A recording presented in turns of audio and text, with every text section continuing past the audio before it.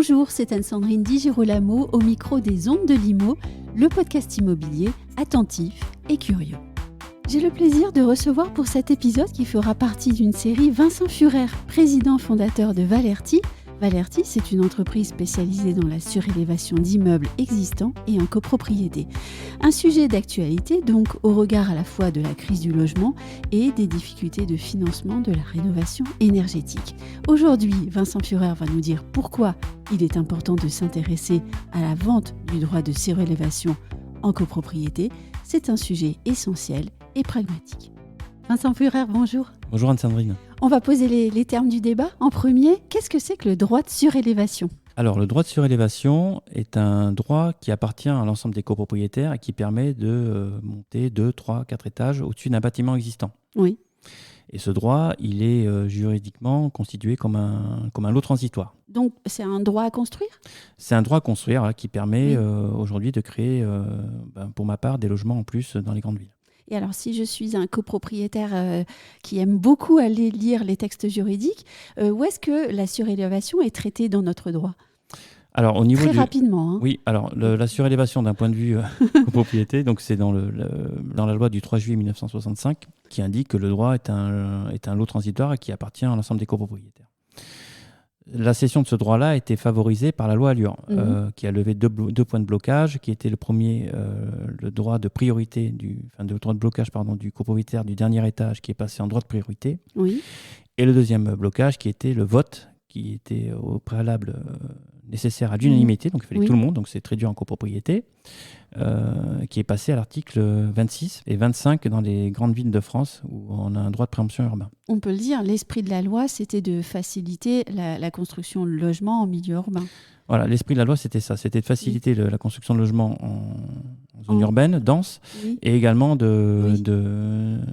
d'arriver à ce qui est aujourd'hui la rénovation énergétique, de financer ces opérations de rénovation énergétique par la surélévation. Oui, et donc même si la loi Allure est un peu plus ancienne, on se rend compte qu'elle sert bien en ce moment pour la rénovation énergétique. Elle sert bien et merci à la ministre qui a mis cette loi en place parce que ça favorise et les copropriétaires en ont vraiment besoin. Est-ce qu'un projet de surélévation, c'est quelque chose de délicat à appréhender et à mener ?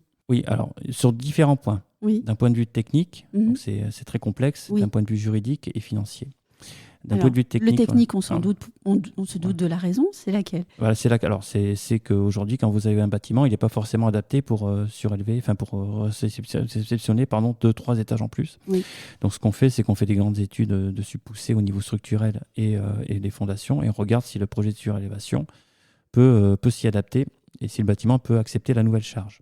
Donc ça nécessite des études assez poussées. Au niveau juridique. Et au niveau juridique, quand vous êtes sur un cadre d'un droit de surélévation, il y a différentes questions qui se posent. C'est est-ce que je fais moi-même l'opération ou est-ce que je la vends à un promoteur ? Donc je conseille bien sûr aux copropriétaires de la vendre à un promoteur pour des raisons d'assurance aussi et des raisons de montage financier. Aujourd'hui, un copropriétaire qui veut se lancer dans un projet de surélévation va devoir apporter énormément de garanties à la banque, ce qui est plutôt difficile pour un particulier. On n'a pas parlé du cousin du juridique, c'est l'administratif peut-être. Alors d'un point de vue administratif, donc ça a été facilité par le processus de vote, donc ça c'est plutôt bien. Ensuite, il y a toutes les étapes qui sont la promesse de vente et bien entendu le suivi du permis de construire et des différentes études, qui nécessitent beaucoup de temps parce qu'entre un accord, une promesse de vente et la fin des études, vous avez environ une année. Et j'aimerais qu'on revienne tout de suite sur la question de la vente du droit de surélévation, puisque on a évoqué rapidement le côté financier. Est-ce que c'est plus intéressant de faire appel à un intermédiaire ou bien est-ce que je peux me charger du projet moi-même et puis se dire tiens, je vais lancer un projet de surélévation et parvenir au bout ? Alors, d'un point de vue financier, c'est pour ma part plus intéressant de céder son droit de surélévation à un promoteur comme Ce qui peut paraître étonnant. Ce qui peut paraître étonnant pour deux raisons. C'est-à-dire que quand vous cédez votre droit de surélévation, vous percevez le gain à l'acte authentique, c'est-à-dire après l'obtention du permis de construire généralement. Si vous êtes un opérateur que vous réalisez vous-même l'opération, vous percevez le gain à la fin de l'opération, à la marge, lorsque vous récupérez la marge de l'opération. Et celle-ci a beaucoup d'aléas. C'est-à-dire que votre marge, elle peut bouger en fonction des difficultés que vous avez rencontrées pendant le chantier. Tandis que le droit de surélévation, il est fixe dès le départ. Et en plus, il a un avantage fiscal. Est-ce qu'il est important de faire appel à des personnes qui sont spécialisées dans la vente du droit de surélévation ou pas ? Oui, pour les mêmes raisons Oui. que je viens de vous énoncer, c'est d'un point de vue technique et juridique, Oui. et au niveau des assurances. C'est-à-dire les assurances vont forcément plus facilement assurer un professionnel qui connaît le sujet qu'un particulier qui se lance dans ce type d'opération. Et je me rends compte que ma question n'a pas été assez claire. Est-ce qu'on peut faire confiance, par exemple, à un marchand de biens ? Alors, vous avez 3 acteurs dans ce marché-là, qui sont des opérateurs complets comme Valerty, des marchands de biens et des intermédiaires. L'approche est différente. Le marchand de biens, lui, son intérêt, ça va être de trouver une opération à forte marge. Donc, il va avoir une démarche beaucoup plus financière et pas forcément dans une coopération avec les copropriétaires. Bon. L'intermédiaire, son intérêt, ça va être quoi ? Ça va être de trouver un opérateur, donc un promoteur, pour votre compte. Mais lui, quelque part, va être intermédiaire et va peut-être ralentir le processus ou prendre des honoraires sur la transaction. Le fait de vendre directement à un opérateur complet, comme Valerty, vous enlève ces 2 étapes-là. Et vous avez un sachant qui s'occupe du projet de A à Z. Et alors justement, ce projet de A à Z, à quoi ressemble-t-il ? Comment est-ce que vous, par exemple, vous allez mettre en œuvre un projet de surélévation, du début à la fin ? C'est ça. Alors, les grandes étapes. Donc, vous avez une étape déjà d'analyse, c'est-à-dire on voit le bâtiment, on fait une visite technique, on regarde si le bâtiment a les capacités physiques à recevoir la surélévation. Ensuite, on a une étude administrative. Donc, on regarde au niveau du PLU, les règles d'urbanisme, quelle hauteur on peut mettre en plus sur le bâtiment. Une fois qu'on a déterminé ces 2 aspects-là, on peut déterminer valorisation. Donc, on explique au copropriétaire combien vaut le droit de surélévation. Et on procède au vote, donc à l'Assemblée générale. Une fois qu'on a fait le vote, on peut signer une promesse de vente et on lance la phase permis de construire. Ensuite, le permis de construire est purgé, validé, et on passe à l'acte authentique. Et à l'acte authentique, il y a le paiement du droit. Et le paiement du droit peut se faire de différentes manières, soit en totalité en numéraire, soit en numéraire plus des travaux. Donc, je vous donne un exemple. Un droit vaut 500 000 €. Soit les copropriétaires perçoivent un montant de 500 000 € et se le répartissent en fonction des tantièmes, soit ces 500 000 € sont divisés, 250 000 € en numéraire, 250 000 € en travaux. Ou alors la totalité en travaux. Tout dépend de l'état de la copropriété. Est-ce qu'il y a des pratiques douteuses sur le secteur en ce moment ? Alors, on ne va pas dire douteuses, mais mais comme c'est un sujet qui est plutôt nouveau et que tout le monde en parle, il y a des opportunistes. Nous, on a récupéré des dossiers où justement les droits de surélévation étaient sous-évalués et du coup, les copropriétaires, du fait qu'il y a un peu plus de communication sur ces sujets-là, ont compris qu'ils allaient se faire avoir. Donc, on a récupéré un dossier, par exemple, où l'opérateur, qui est un marchand, avait proposé simplement de refaire la façade et mettre un ascenseur, alors que le droit valait 3 ou 4 fois plus en termes de valeur. Voilà. Oui, donc il est important de faire appel à un opérateur comme vous ? Il est important de faire appel à un opérateur complet comme Valerty pour se dérisquer complètement sur l'aspect technique, financier et juridique. Les copropriétaires n'ont pas à prendre de risques sur ce type d'opération, ni les syndics, bien sûr. D'autant qu'on l'a évoqué tout à l'heure, mais il y a aussi des difficultés à chaque étape. Par exemple, sur le financement, ce n'est pas facile d'obtenir un financement, alors que vous allez gérer la question complètement. C'est ça, donc sur le financement et les assurances. Donc sur le financement, les banques vont demander quand même des garanties de pré-commercialisation et également des fonds propres importants sur ce type d'opération, qu'ont pas forcément les copropriétaires. Ils n'ont pas vocation à débloquer des fonds de ce type-là.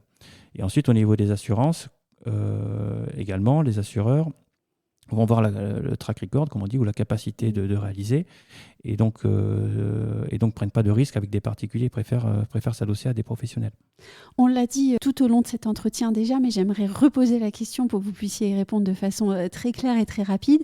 Si j'ai bien compris, il n'est pas plus intéressant de faire soi-même ses travaux de surélévation plutôt que de vendre son droit de surélévation à un opérateur. C'est ça. En copropriété, pour moi, il est plus intéressant de céder son droit de surélévation que de réaliser soi-même son opération. Pour des raisons donc financières, déjà, c'est pas parce que vous réalisez vous-même l'opération que vous allez gagner plus d'argent, bien au contraire, parce que vous avez quand même l'aléa de la marge. La marge. Ça, c'est l'erreur la plus commune, peut-être. Ben oui, parce qu'on se dit, je vais récupérer la marge du promoteur et donc du coup, je vais gagner plus d'argent. Mais au final, non, parce que la marge, elle n'est pas fixe, elle peut bouger. Tandis qu'un droit, l'acquisition du terrain, le droit de surélévation, il est fixe dès le départ, il n'y a pas d'aléa.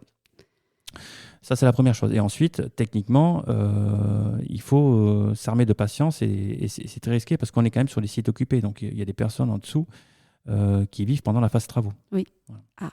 Et là, on évoque les nuisances. Voilà, donc les nuisances. Alors les nuisances, bien sûr, c'est le propriétaire du dernier étage qui s'inquiète. Oui. Alors tout au long du processus, on explique. Alors nous, on est sur des dispositifs beaucoup plus légers, ossature bois et des procédés constructifs rapides. Donc on les rassure sur le procédé justement pour expliquer que les nuisances sonores et de travaux sont limitées par rapport à notre capacité de produire. Quelles autres questions vous posent les copropriétaires ? Ils me posent des questions sur comment ça se passe si vous faites faillite, s'il n'y a plus personne. Ah oui ? Oui, parce D'accord. qu'on a Oui. vu des chantiers qui sont arrêtés, par exemple. Oui. Alors, on leur explique justement, le fait de travailler avec un opérateur complet, promoteur, va nécessiter des assurances spécifiques, entre autres la garantie financière d'achèvement, qui va sécuriser la bonne fin du chantier.